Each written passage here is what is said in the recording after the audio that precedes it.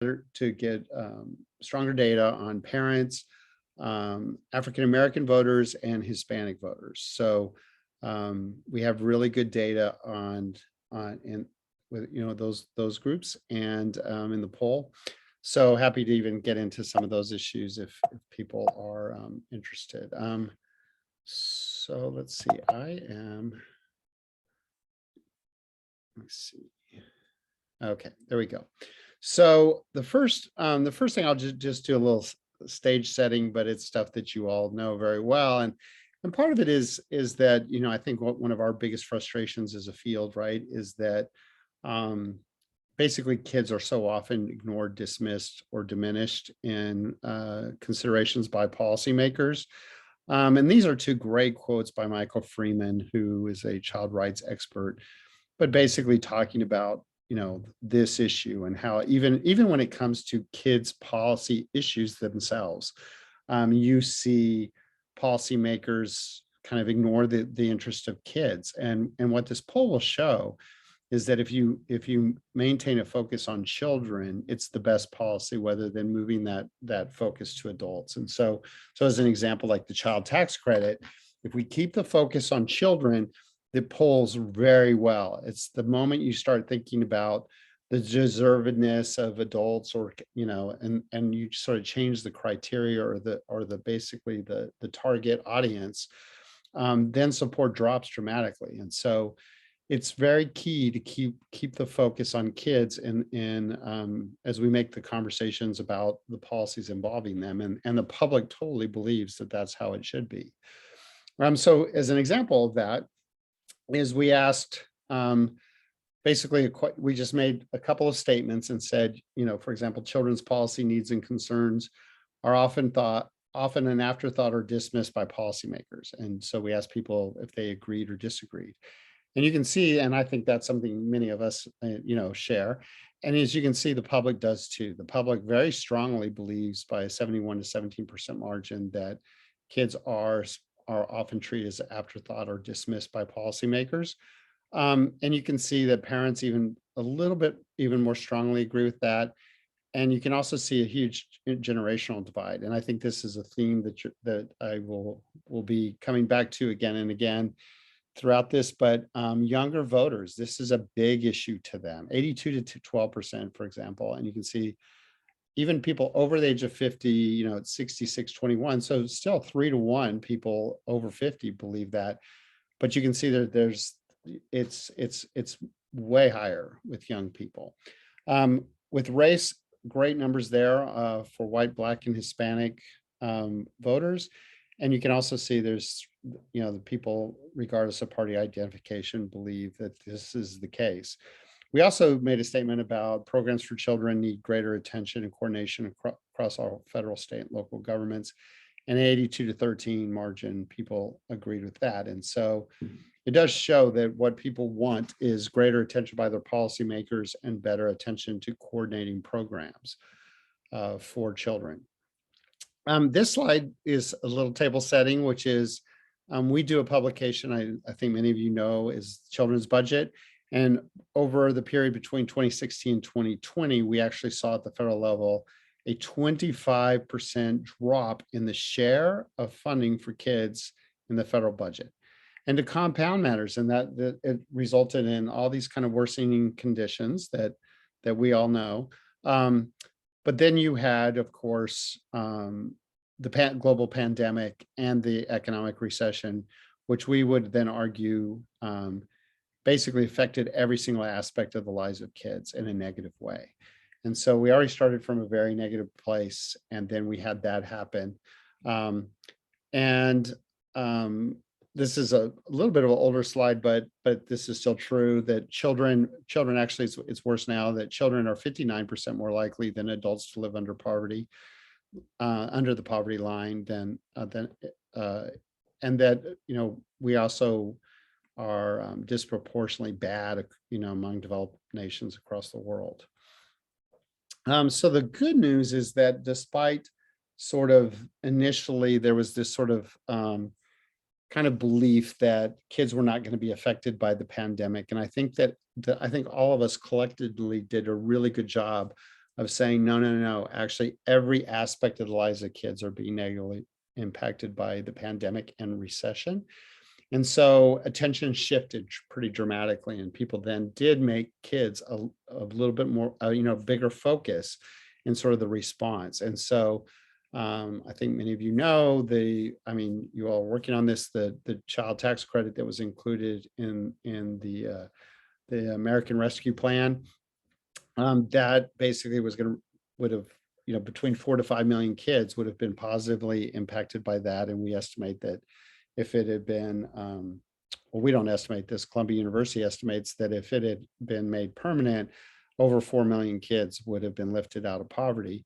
And we also, there was, declarations on, making kids a priority with respect to their health. So it was a focus in things like the American Rescue Plan. And so these were all the different things in the American Rescue Plan that were very positive for kids. This bill, the American Rescue Plan that passed in 2021, was very child-centric, and in a way that we often don't see. And the problem, of course, is it was temporary. And so all these things were put in place, but most of them are going away now. And therein lies the problem that we're facing. But the good thing is, what you can see is, like, we went from the worst level of federal investments for kids in 2020, the lowest level in the history of our children's budget book analysis. At 7.6% of all funding, federal funding, was dedicated to kids, and it went all the way up to 11.15 in 2021 due to the American Rescue Plan. And then even the president's proposal would have brought it up to over 12.5%.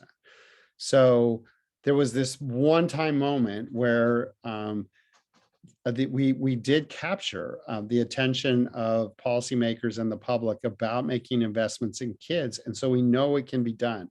And Columbia University, for example, did show that we actually lifted at least 3.7 million kids out of poverty by December of last year. Unfortunately, Congress has allowed the child tax credit and many of the aspects of the American Rescue Plan to expire. So that leads to, here's the threats facing us. So we could go right back to, the low number of 7.64 unless we get extensions of things and some positive changes. So the first threat, of course, is that the expiration of the American Rescue Plan. And so we already know that the child tax credit increases is basically expired. And so by next year, that funding will have gone away, and then also other aspects of the bill. We did get some extensions on child hunger, but other provisions, there has not been extensions of funding. Then also there's this whole parental rights movement. I think that we all believe parents have, are fundamental to raising of children, but the language in some of these bills are very threatening to basically the rights of kids and their voice and well-being. And then also there's some legal changes, or that the Supreme Court is some rulings recently that also threaten children in various ways. And I'm not going to get into Dobbs so much today because that's a whole thing in and of itself. And I think there's a whole conversation we can have, and we can have some discussion if people want to later about things we're seeing around that. But that's a huge thing in and of itself that I think is a real huge challenge for all of us. So with all of that, I want to dive into some of the details of the polling. And I think this is sort of a good news thing. The American public is supportive of kids. Here's some sort of high level things about where the public is on children's issues. And so there's really strong support for things like the Children's Health Insurance Program, the child tax credit. And there's very powerful language on investing in kids, and the public is overwhelmingly supportive of doing so. We also asked them questions about creating standards, so like a best interest standard or a child well-being standard. And the American public totally believes that that should absolutely be the case. And so rather than having kids being treated as an afterthought, that we should make the priority their best interest in their child well-being. Seems very obvious to all of us, I think, on the call, but has not been so with policymakers. And so thinking of ways to sort of establish that in policy. So one of the first charts I want to sort of get into is sort of we did a series of questions on investing in kids.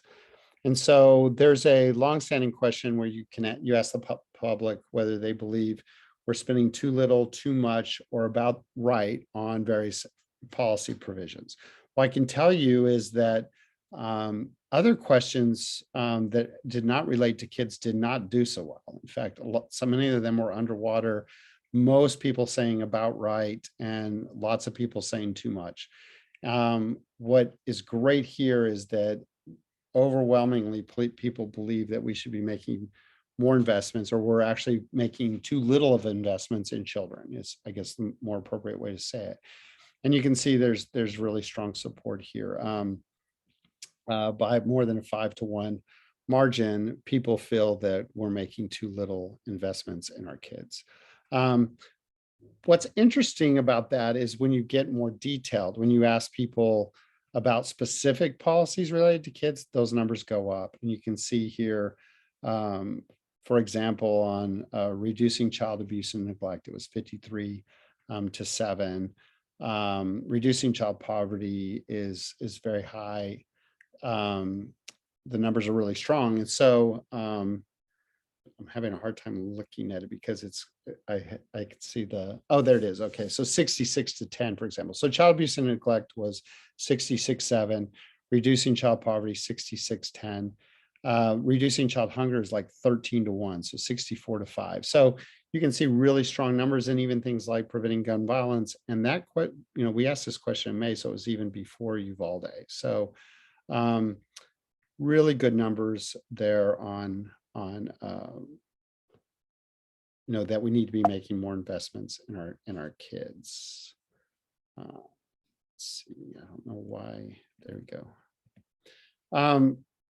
This is a little crazy, complicated chart, but what I want to show is that there's really strong ways to talk about this, and different priorities, slightly different priorities, I would say, based on gender, party ID, education, whether people are parents or not, or race. But across the board, really generally, is people strongly believe that we're not making the right investments for kids. And some that, there's different priorities in rankings, but they're all really high numbers and all very close. We then asked some questions about basically some polling questions related to language and whether people agree to different ways of talking about and making investments. And so you can see, for example, just the simple statement is investing in kids is good for them. It's good for children and grandchildren.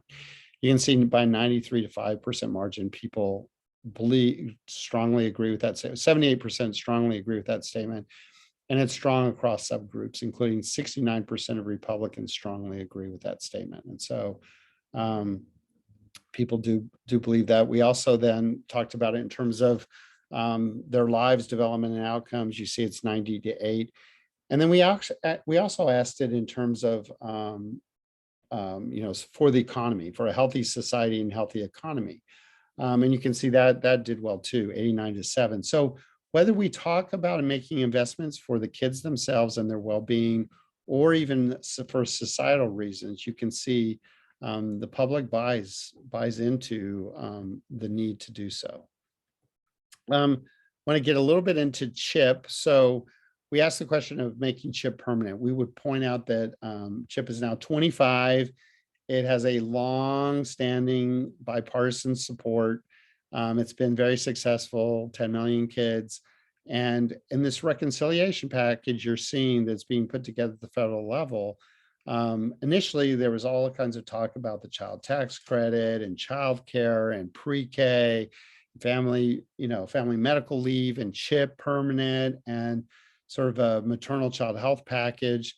And now we're basically getting to a point, I think if people saw any of the stories today, there will be almost nothing in this package for kids, including even something very simple such as making CHIP permanent. But we asked the public about this, and you can see 78 to 14 people supported making CHIP permanent. We also, one of the criticisms of polling on the Hill is that people say, yeah, of course, people say they're for kids, but do they really think it's important? So we asked this question of, do you favor making CHIP permanent, and how important do you think it is? And you can see overwhelmingly people not only favor it, but they believe it's important, and they do so very strongly. You can see 2/3 of people strongly favor it, and about 3/5 of people think it's very important. So really good numbers there, and very little opposition to the Children's Health Insurance Program. This is a good news, bad news data point. So we asked people about, we asked sort of a side by side of whether kids should be vaccinated or whether parents should decide. Past polling on this showed much higher support for requiring vaccinations. And so we all know that sort of the parental rights movement, but also sort of the anti-COVID vaccines have really had an impact. And you can see that a little here. Still 2-to-1 that people think that we should require vaccines, but you can see that slipping, and actually a majority of Republicans actually think parents should decide. So this is becoming a big problem, I think, for us in terms of immunization rates for kids. And you're beginning to see that it's not just the COVID vaccine, which is a problem in of itself, but also you're beginning to see declining immunization rates for all kinds of other childhood vaccines. So this shows some of those breakdowns. I won't dive into it too much, but you can see that there's some troubling numbers here, and even among parents, particularly parents. We also asked sort of this processy question about we're the only nation in the world that has not passed the UN Convention on the Rights of the Child. And considering that the barrier to ratification in this country is sort of 2/3 of the Senate, and just not seeing that, one of the things other countries do is they create an independent children's commissioner who investigate, do reports, all kinds of positive things, and really keep kids on the front burner of the forefront of kind of conversations in other nations. And so we asked this question about, do you support creating a commissioner for children? Kind of a technical, wonky, polling question, and yet by 2-to-1 margin, people did support that. And I will say in the past, it's been over 60%. And what we saw was a little bit of a drop among Republicans. And I think the Lake research people say that we shouldn't worry too much about that, because they believe that the reason is that people didn't really focus on the independent aspect of it. And so they believe people thought, well, that would be a Biden thing. And so there was a little partisan decline among Republicans there. But she felt that pretty strongly, if we really focus on the independent nature of it more, that we would get those folks back. And that support would be closer to 2/3 as it has been in past years. The next question is around is a sort of a framing question, right? And so it's this question about, do you believe that federal policy involving children should always be governed by either a best interest of the child standard, or by a standard that makes child well-being the first priority? And you can see either way you ask it, very strong support. So pretty much 82 to 10, 82 to 9. People are supportive. You may think that it doesn't make a difference if it's the same numbers, but there are interesting behind the numbers breakdown of how people sort of responded to it. So as an example, as I recall, I think that African Americans, for example, were more supportive of the best interest one, like off the charts numbers there, and Hispanics more strongly on child well-being. Not sure exactly why there's that difference, but it's definitely something to explore. But regardless, really high numbers. If you sort of try to make policymakers make this the priority, and there's ways to do it. For example, one of the things we're really trying to consider is, and you've seen, other people have talked about this, is sort of requiring sort of a impact statements by agencies as they do rules around policy and think about what is the impact to children. We're going to be pushing the Biden administration to do an executive order doing these kinds of things, whether it's establishing a best interest standard or child well-being standard, or even our child well impact statement. So we're really trying to think about system change things that will get us out of this mode of kids being an afterthought all the time. This also gets into things like creating a child poverty target, right? That also forces the conversation and attention to the needs of kids. So Jasmine, with that, I think I'll turn it back to you, and happy to answer questions, and then we can get into some of the other data. Great, Bruce. Thank you so much. I'm just checking the chat and the Q&A box now. I don't see any questions that have come in yet, but I can wait a second if anyone is typing their thoughts now. If you raise your hand, I can also unmute you. I'm not seeing any comments, but please feel free to submit your questions, and we'll have one more break before the end to review the questions. So with that, I'll hand it back to you, Bruce. All right. So what I want to get into a little more detailed is around sort of the child tax credit and child poverty questions that we asked. Again, really good data on this.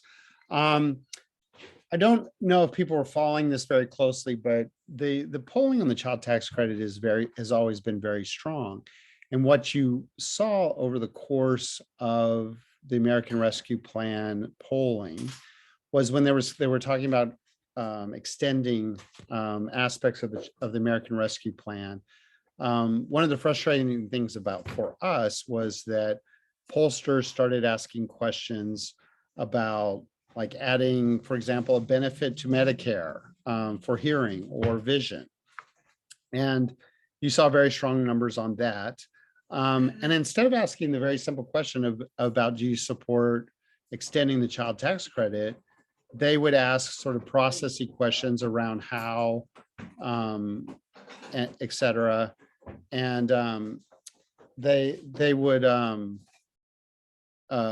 also ask questions about work requirements and other things. So they're changing the frame. They were changing the frame from helping children in the child tax credit to what kind of process should Congress consider, or what about the adults? What about the deservedness of adults?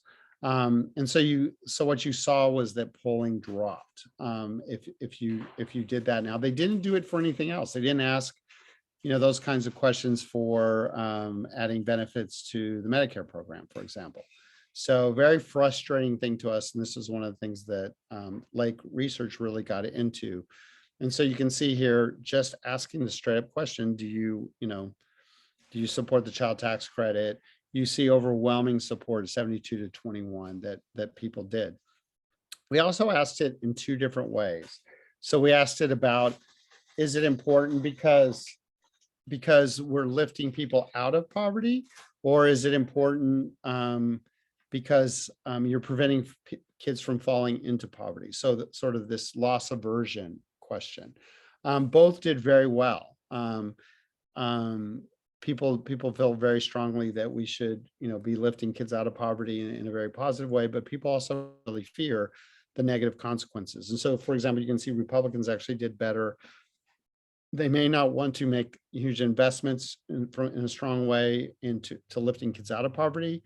But if it's already happened, like it did in 2021, they don't feel they do not support basically that going away.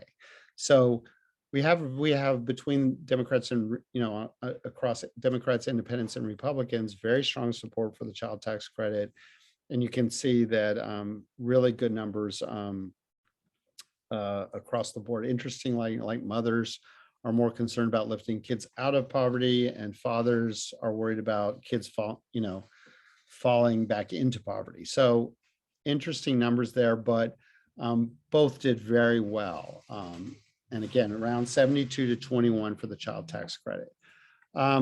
We also asked people if they would hinge their vote on it. And you can see by a 5-to-1 margin, people said they would be more likely to support someone who was for the child tax credit and less likely to support someone who was against it. We also asked some questions related to child poverty. And so what is it that concerns people? Are people concerned that child poverty is high for kids and it's disproportionately high? Or do the arguments about societal costs of child poverty? And you can see, again, regardless of how in both ways, really strong support. So people are worried about both things. And there's slight demographic changes there about how people respond to that. So Jasmine, with that, I'm happy to turn it back to you again, if there's any questions.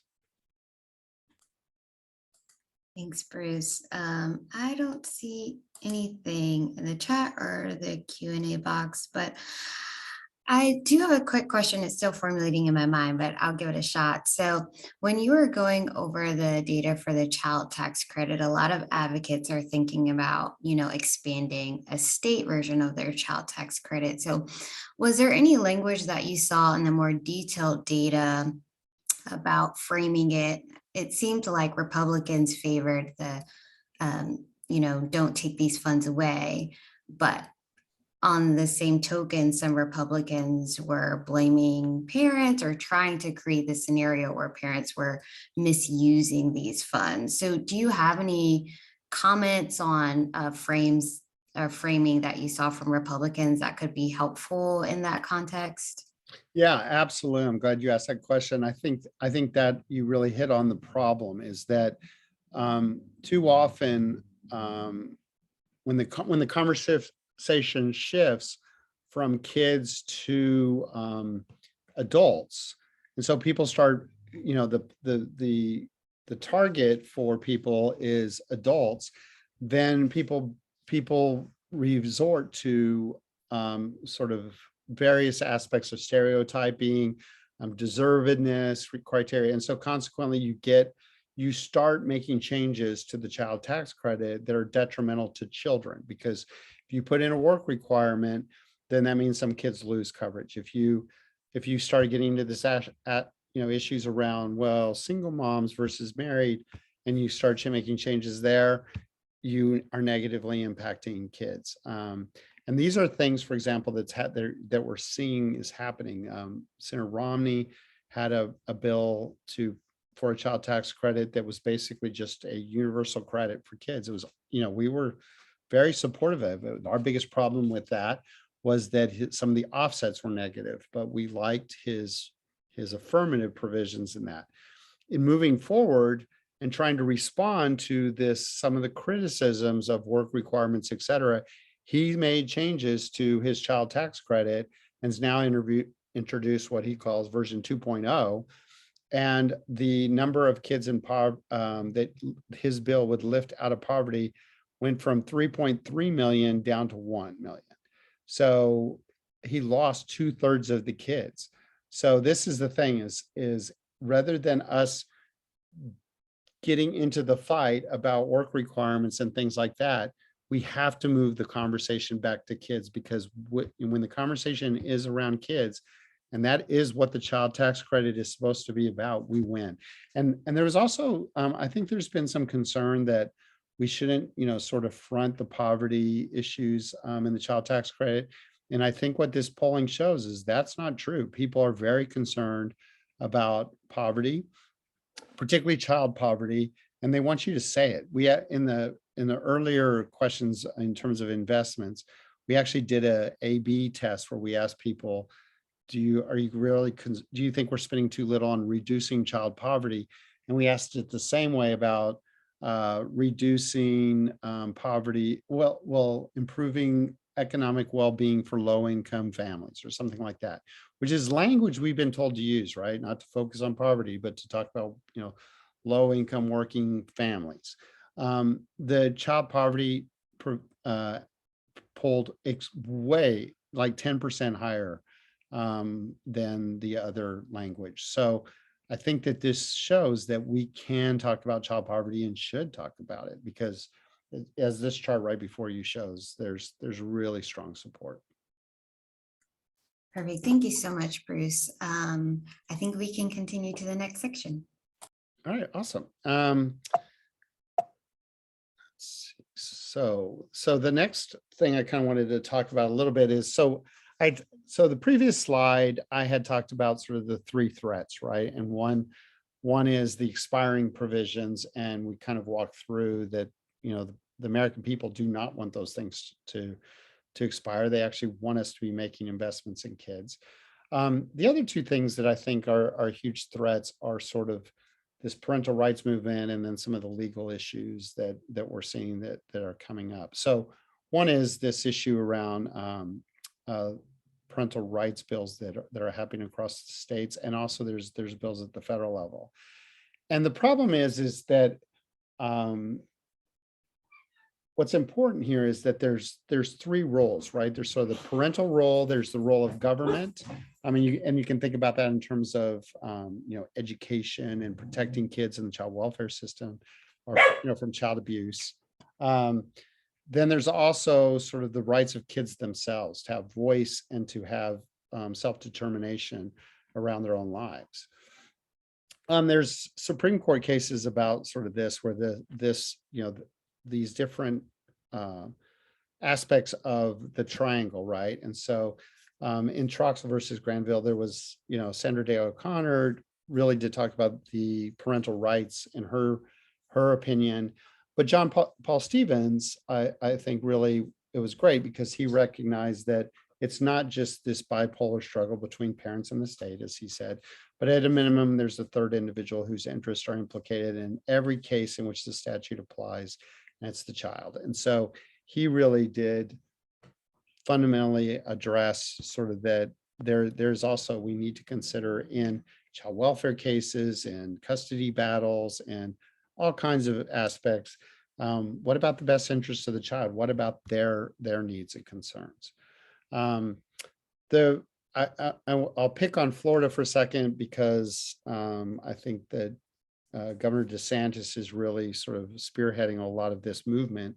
But what this language is trying to do is overturn Troxel versus Granville. So to not recognize that there's actually fundamental roles for government or kids in terms of that, having a voice around their own well-being.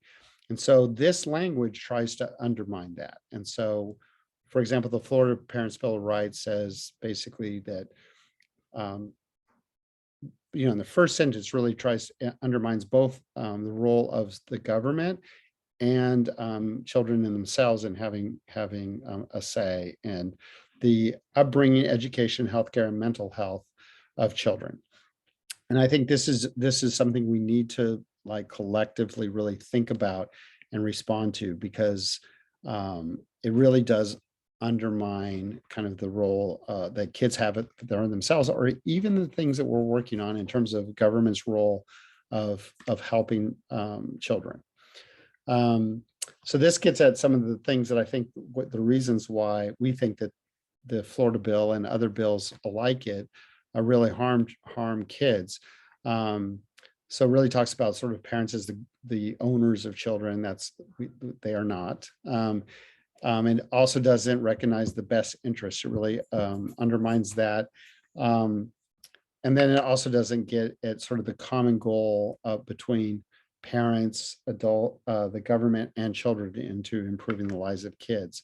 And last, of course, it basically guts the fundamental rights of kids. It doesn't even recognize them. They are completely subsumed. Then at the Supreme Court level, this sort of movement toward originalism is a deep concern.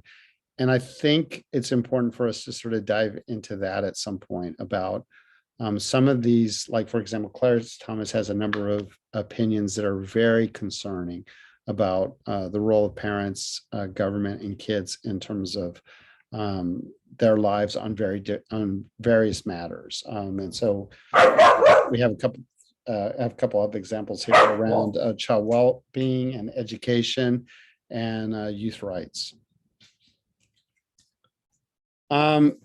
So not to leave on a depressing point, I mean, I do think there's some real opportunities for us. One is that per our polling data, it is very clear that there's really strong support in the American people around a child and family agenda, and less so for a parental rights agenda. When you get into the specifics of it, there's also, I think there's some positive movements in terms of the work all of us are collectively doing on developing champions for children and in both the federal and state legislatures. And last is generational change. Younger generations across the board in our polling and in other ways demonstrate really strong support for children's policies and their voice and things like that. And so I think it's something that we need to think about. How can we sort of build on that and their frustration with how government is responding to both the needs of children and young adults. And so an example of this, for example, is we talked about all the polling around the child and family agenda, but like here's an example of the parental rights agenda. So there's this sort of movement from that to ban books and restrict libraries and from having certain books in curriculum. And for this poll by CBS News and YouGov found that over 80% of people do not think books should be banned for various reasons. And I think that's a very positive thing and really is counter to the very strong support those same people have for investing in sort of the children and families proactive agenda. When it comes to Champions for Children, we do an analysis at First Focus Campaign for Children. We score all the bills and votes in Congress. And the good thing here is that women are about 2.1 times more likely to be a champion or defender for children than men. And the good thing there is we have more and more women coming to Congress. And the picture at the top was basically, these are all the champions for children with respect to the child tax credit. And so, we're trying to develop more and more members who are our allies. And as women come into Congress, I think the great thing is they have a higher propensity to be that. It's also true, actually, also legislators of color, members of Congress of color, are 75% more likely to be a champion for children than their peers. So that's also a positive trend. So those kinds of things, I think, are things we can build on. And then last, again, and I said this at the beginning, the great thing is younger generations are showing greater and greater support for child policies and investments than older generations, and in a very strong way. And so what I show here is a language on support for childcare by gender. And you can see, and some people were saying, well, maybe because it's a Democrat versus Republican or men or women, and you can see it doesn't matter. Young Democrats are stronger than older Democrats. Huge difference actually among Republican men. Younger generations are much more supportive than older generations. But you can see then in the chart on the right that even among men, younger generations are much more supportive, and women are high regardless of age, but even younger women are stronger. So I think with that, I'm happy to have a conversation, answer any questions that people may have. So we do have one question, a continuation of the child tax credit framing conversation. The question is, do you think the fact that the child tax credit was originally proposed as part of Newt Gingrich's contract with America helps with messaging the child tax credit for GOP audiences, or is that old news at this point? No, I think it does. I think one barrier, right, is that so in 1991, the National Commission on Children, bipartisan commission, recommended the creation of the child tax credit. And they also recommended it, they do so and make it fully refundable, right? Which is very important for kids in poverty.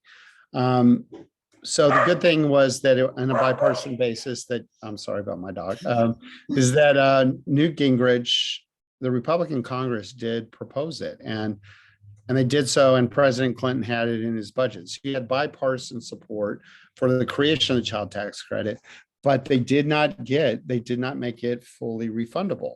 And so that was in 1997. And so all these years we've been, as a community, right, trying to get the child tax credit to be fully refundable. Finally got it in 2021. And so huge thing. And now it's gone back.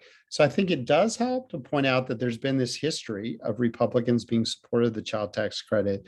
But I think that the fight right now is making it fully refundable. And therein lies the problem. And the biggest barrier to making it fully refundable is this notion of, work requirements and things. And so that's the barrier. And so as we move into a conversation about the deservedness of parents in getting the child tax credit, support for the child tax credit drops into the 50s, still above water, but it does fall. And so we always have to move the conversation back to adults. And I think saying that does have bipartisan support. And I think you can say that Newt Gingrich, helped create it. That's true. But that's the current barrier is getting an increase, but also making it fully refundable. And about a third of kids in the country will now only receive. We're going back to the time where only about a third of kids were either getting partial or no child tax credit because of this barrier and this sort of work requirement standard, which is really an income standard. You basically have to make, a certain amount of money to get the full credit. If you have no income, you don't get any credit, which is a problem, right? And for lots of different reasons. Right. That makes sense. So we have a few more questions that have popped up, but just to sum up what you were saying, when talking about refundability, don't focus as much on the income of parents, but more so the children who are in those households whose parents or who might be in poverty could help the conversation a little bit more. Yes. Okay. Cara, do you have anything you want to add there? I mean, I was just going to add, not take us away, but on a related note, right? I know Bruce mentioned, a child poverty target earlier in your presentation, Bruce, but I think all of this, pulling data really helps to show why we need a child poverty target and why there is support for one. And I mentioned that because I know some of you are working on them, either creating or working towards implementing, poverty targets on the state level. And this gave me kind of renewed strength in continuing to push on the federal level because it's been a long fight. So I think this data just really shows that people really do believe we need to focus on it, and it's a way to help get all the things done that we know are needed, such as the child tax credit. So I'll just add that. Perfect. Okay, the next question is, what are the Dems' plans to talk about this in the midterms? And I might add, how is First Focus looking to bring this up to influence midterms? Or do you have plans to? No, absolutely. I think there's another Lake Research has actually had a role in. There's another battery of messaging around the child tax credit, which I think is important. It's interesting because I think some of our data was actually better than theirs because they still didn't ask some of the questions the right way. But yes, I mean, I think that we should ask people, again and again, like, what is your position on the child tax credit, and keeping the focus of, on that. And so, in any race that is a, congressional or Senate race, we should make the candidates answer the question: are you for or against the child tax credit? Do you think it should expire, or do you think, which, by the way, would raises taxes by $1,000 to $33,600 per kid in every family? So are you for that or against that? And I think it will force candidates to sort of move from it being an opposition position to coming up with solutions. And we can keep the conversation around kids. The fact that Joe Manchin and the Republicans are not supporting extending it, at least it won't go away. We will have this conversation again, either at the end of this year, post the election, or next year. And also, just something to note is the child tax credit drops down to $1,000. Right now, it was up to $3,600 for young kids, to $3,000 for older kids. It's now dropped down to $2,000 for everybody. And in a couple of years, it drops back down to $1,000. So we're going to have this conversation. It's going to keep happening. And so the more we can sort of frame it in a kid perspective as opposed to adults, the better for us, I think, in the long term. Perfect. So regarding the parents' rights discussion, should we use this language to describe the kinds of legislation that would strip kids of rights, or is there an alternative to that language? For example, a child ownership bill, parent absolutism bill, or other ideas? Yeah, I think that's a great question, Amber. I will say something I didn't put in here is we did some engagement questions, which is we framed sort of a child and parent agenda versus a parental rights agenda, and had the best language. I think actually I would argue that we had the best language on the parental rights agenda, not as great language even on ours, because we were so focused on programs. And yet the child and family agenda outperformed the parental rights agenda. So the good thing is, if you have the debate and you say, what is it parents really want? Is it they want book bans? I think it's important, one, to describe what parental rights are, is because if you ask me, I have 4 kids, do I have a right to raise my children? Yes. So just asking sort of a fundamental question, do parents have rights? Of course they do. And do we want parents to be engaged? Yes, strongly so. So it's not that so much that's the problem, it's what that agenda encompasses. And what it does is it eliminates kids having a voice in their own lives and those kinds of things. And so I think it's the question, it's juxtaposing the two agendas, right? Do you support, reducing child poverty? Do you support funding public schools, or do you support book bans and some of the things which are part of what that agenda results in, right? Or, speech codes and, censorship and those kinds of things. So I think it's important to define what that is, because sort of this generic, parental rights is negative. And also, the other thing, I saw some polling where people asked the question of, do you believe, like, this whole issue around CRT, right?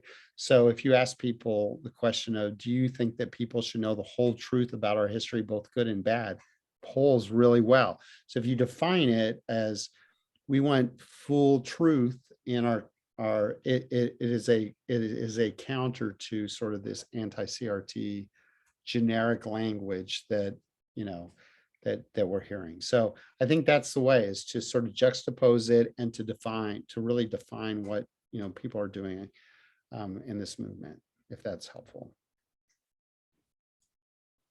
Just to give one example too, I'm sorry for going on and on, but there was a ballot initiative in 1996 for parental rights, and the initial polling were in the 70s. And so people thought it was going to pass.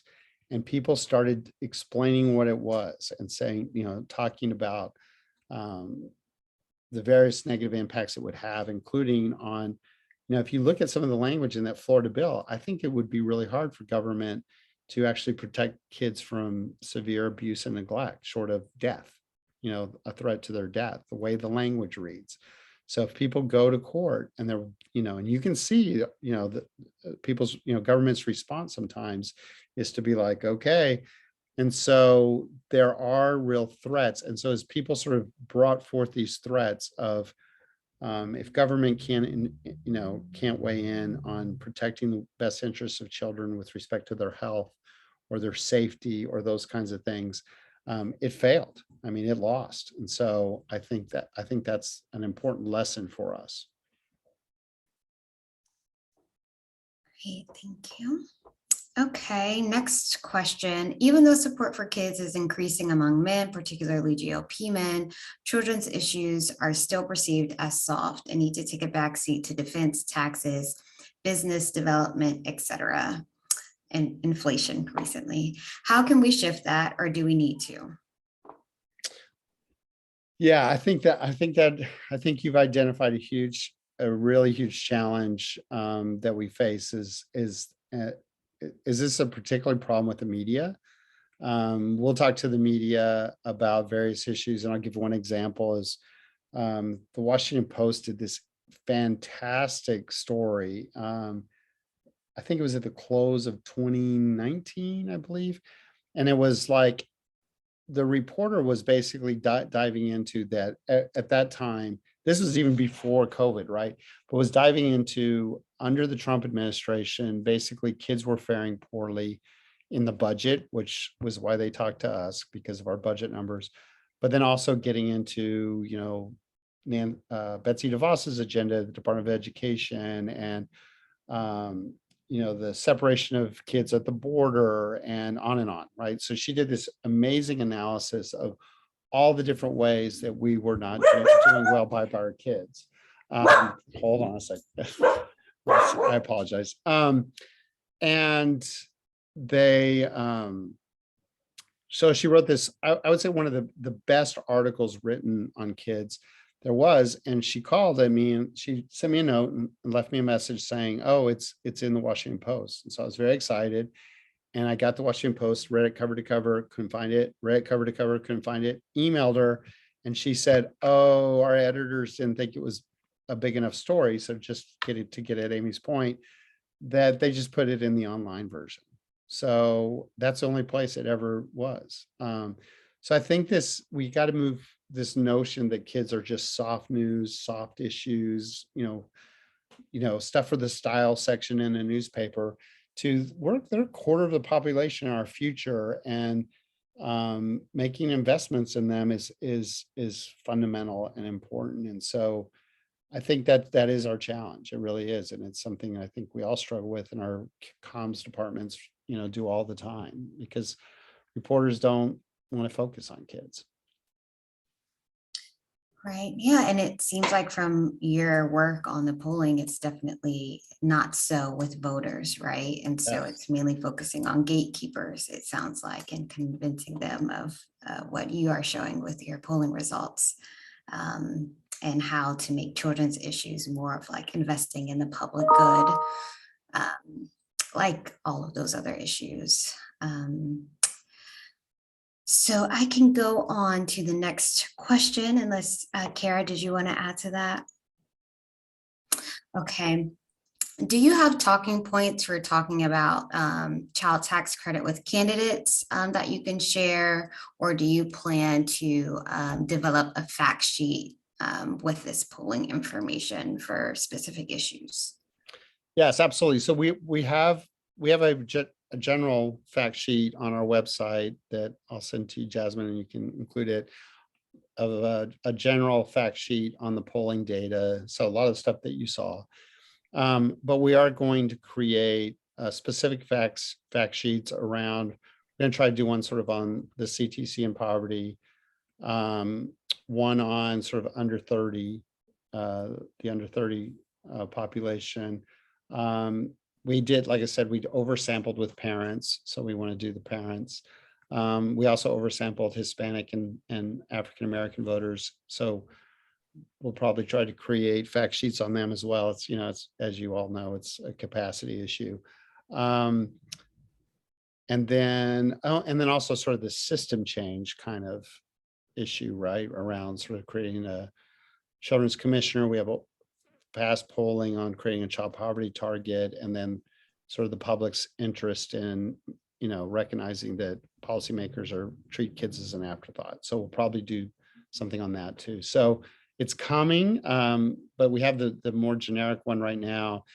And what I can say is that the biggest thing, right, is to keep moving the conversation back to kids, because when it moves to adults, kids get lost. And I honestly believe if you ask the Romney people, as they move their focus to adults and they drop the number of, kids being lifted out of poverty from, 3.5 million down to 1, I don't think they would have thought that's what they were doing, is cutting, basically throwing 2/3 of kids back into poverty from their initial plan. But that's what they did. And it's when you start doing all these things and you make the adults the focus, kids are the losers. It happens again and again.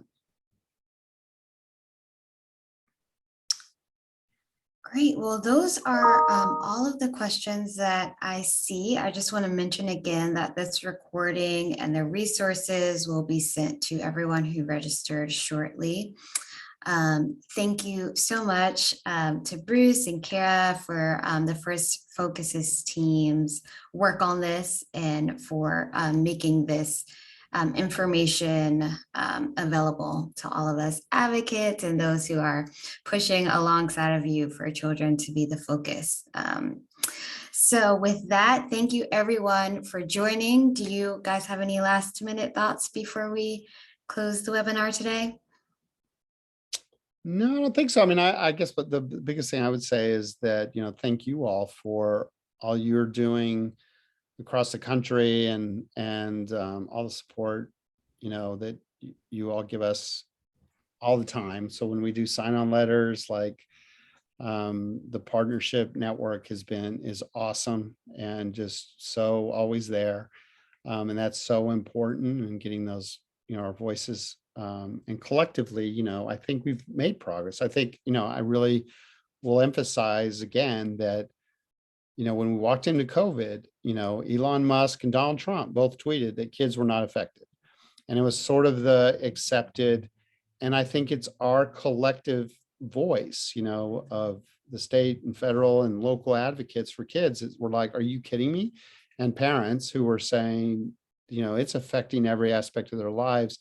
And you saw it. If you look at think back on the initial recovery bill, and the adults got $1,200 per adult, and kids were $500. And so policymakers think that the needs of kids were 40%, of that of an adult. And the last bill, the COVID response bill, where we all got checks, right? That was parity. Kids and adults got the same amount. And so I think that was because of our collective, work, and really educating the public, lawmakers, the media, that no, kids are not all right. Every aspect of their lives has been overturned. And Congress got it. And so they made parity. So kids were no longer treated, as like, as only 40% worthy of what adults were in terms of the impact. So that just shows how great we are together when we all work on this stuff. So, I want to thank everybody for all they do. Absolutely. Well, we'll keep the drumbeat going. So thank you so much for this information to help us. Yeah, absolutely. And if anyone has any questions, I'm happy. Just send either Cara or I a note, and we're happy to, or you can send it to Jasmine and she can ask us however you want to do it. We're happy to send you more information. Like I said, there's more polling data that I didn't really get into today, like that engagement question between our agenda and parent rights, that I'm happy to talk to people through. But yeah, happy to answer anything, or even refer people, check in with Lake Research about what their thoughts are on some of these questions. Absolutely. Sounds great. Well, thank you so much again. I'll give everyone an hour back of their time. It's always good news. Yeah, absolutely. All right. Enjoy the rest of your day and week. Thank you all.